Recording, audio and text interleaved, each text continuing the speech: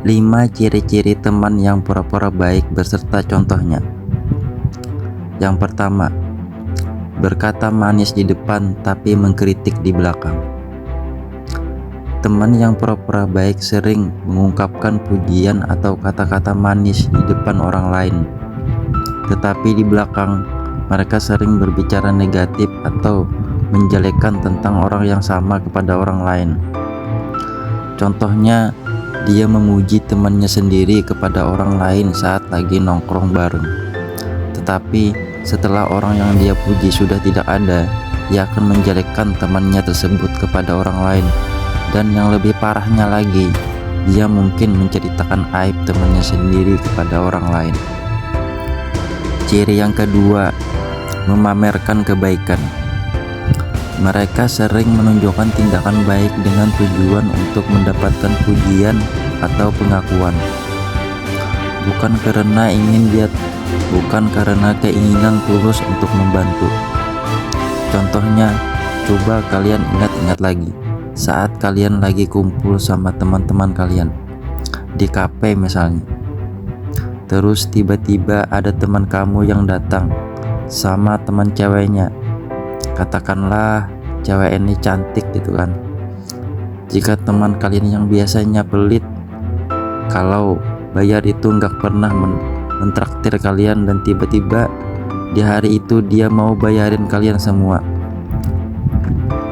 fix orang tersebut bukan niat emang mau bayarin kalian, melainkan cuman ingin cari muka di depan cewek tersebut biar kelihatan terlihat baik gitu, dan dipandang sebagai cowok yang royal. Dengan kata lain ya, dia cari muka sama cewek tersebut. Ciri yang ketiga, tidak konsisten dalam tindakan. Terkadang mereka tampak sangat baik, tapi di lain waktu mereka mungkin menunjukkan tindakan atau sikap yang bertentangan dengan kebaikan yang mereka tunjukkan. Contohnya, mengajak bergabung dalam kegiatan sosial, tapi seringkali tidak hadir atau tidak membantu saat kegiatan sosial tersebut. Tipe orang yang seperti ini mungkin sering kita lihat di masa-masa kita kuliah. Misal lagi ada kegiatan amal, dia yang ngajak kita ikutan kegiatan amal, dianya malah sering tidak hadir, atau pas waktu hadir pun tidak banyak membantu kegiatan amal tersebut. Ciri yang keempat, menghindari konflik secara langsung. Daripada berbicara jujur tentang perasaan atau pendapat mereka hanya memilih untuk menyembunyikan ketidaksetujuan mereka dengan hanya menyampaikan kepada orang lain. Contohnya, lebih memilih mengeluh tentang rencana grup ke teman lain daripada harus berbicara langsung dengan anggota grup tersebut. Ciri yang terakhir adalah mencari keuntungan pribadi. Orang yang punya sifat seperti ini biasanya cenderung mendekati orang dengan tujuan mendapatkan sesuatu dari mereka, bukan karena keinginan untuk membangun hubungan yang tulus. Contohnya, berbuat baik kepada seseorang hanya ketika mereka membutuhkan bantuan, atau istilah yang sering disebut dengan ya baik karena ada maunya aja. Adakah cara atau tips untuk menghindari orang atau teman yang pura-pura baik? Jawabannya tentu saja ada. Berikut adalah 6 cara atau tips untuk menghindari orang dengan sifat pura-pura baik. Anda bisa melakukan beberapa langkah berikut. Tips yang pertama adalah pantau konsistensi tindakan. Perhatikan apakah tindakan seseorang selalu konsisten dengan kata-katanya.